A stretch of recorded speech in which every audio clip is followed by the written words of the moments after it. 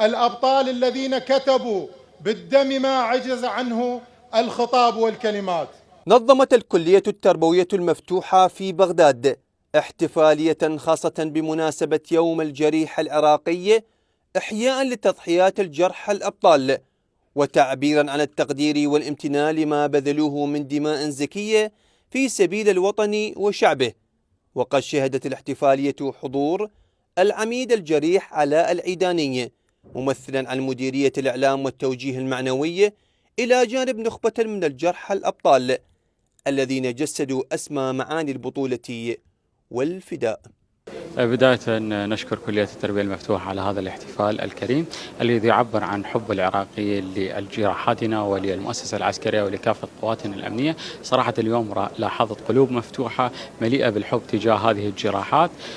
صراحة هذه الاحتفالية أنستنا جراحاتنا وأنستنا همومنا، ونقول باقون على العهد وإن شاء الله مع قادتنا وشعبنا للدفاع ولبناء العراق يدا بيد. من جانبه ثمن عميد الكلية التربوية والكادر التدريسي تضحيات الجرحى الأبطال، مؤكدين أن ما قدموه من تضحيات خالدة بدماء العزة والكرامة هو وسام شرف يعتز به كل عراقي.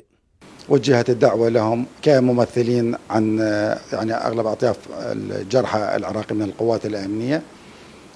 كنا نتمنى أن المكان يسع لدعوة جميع الجرحى العراقيين، لأن نعتبرهم شاهد حي على التضحيات التي قدمت لتحرير هذا البلد العزيز، وشاهد حي أيضا على الدماء الزكية التي سالت لسقي تربة العراق. ويمثل يوم الجريح العراقي محطة وطنية مشرفة تجسد أسمى معاني التضحية وتخلد فيه بطولات الأشاوس الذين سطروا أروع ملامح العز بدمائهم الزكية.